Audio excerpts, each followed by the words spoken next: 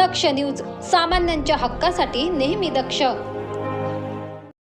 साथियों, कोरोना वैश्विक महामारी से लड़ाई का अब तक का अनुभव यही बताता है कि व्यक्तिगत स्तर पर सभी दिशा निर्देशों का पालन कोरोना से मुकाबले का बहुत बड़ा हथियार है।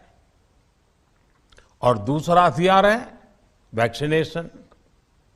हमारे देश ने भी इस बीमारी की गंभीरता को समझते हुए बहुत पहले वैक्सीन निर्माण पर मिशन मोड में काम करना शुरू कर दिया था।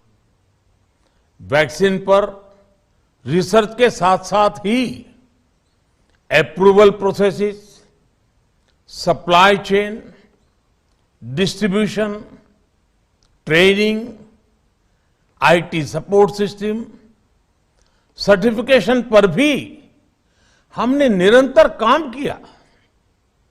इन तैयारियों का ही नतीजा था कि भारत ने इस साल 16 जनवरी से अपने नागरिकों को वैक्सीन देना शुरू कर दिया था।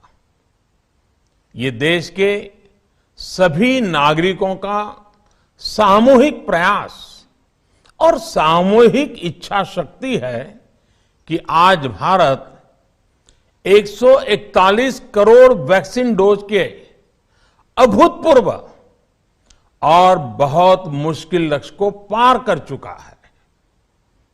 आज भारत की वयस्क जनसंख्या में से 61% से ज्यादा जनसंख्या को वैक्सीन की दोनों डोज लग चुकी है। इसी तरह वयस्क जनसंख्या में से लगभग 90% लोगों को वैक्सीन की एक डोज लगाई जा चुकी है। आज हर भारतवासी इस बात पर गर्व करेगा कि हमने दुनिया का सबसे बड़ा, सबसे विस्तारित और कठिन भौगोलिक स्थितियों के बीच इतना सुरक्षित वैक्सीनेशन अभियान चलाया। कई राज्य और विशेष तौर से टूरिज्म की दृष्टि से महत्वपूर्ण राज्य जैसे गोवा, उत्तराखंड, हिमाचल जैसे राज्यों ने 100% सिंगल डोज वैक्सीनेशन का लक्ष्य हासिल कर लिया है। आज देश के दूर सुदूर गांवों में जब 100% वैक्सीनेशन की खबरें आती हैं तो मन को संतोष होता है। यह प्रमाण है हमारे हेल्थ सिस्टम की मजबूती का, हमारी टीम डिलीवरी का,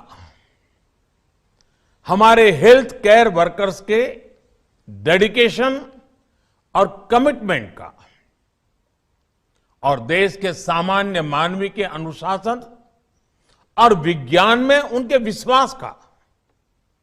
हमारे देश में जल्दी ही नेजल वैक्सीन और दुनिया की पहली डीएनए वैक्सीन भी शुरू होगी।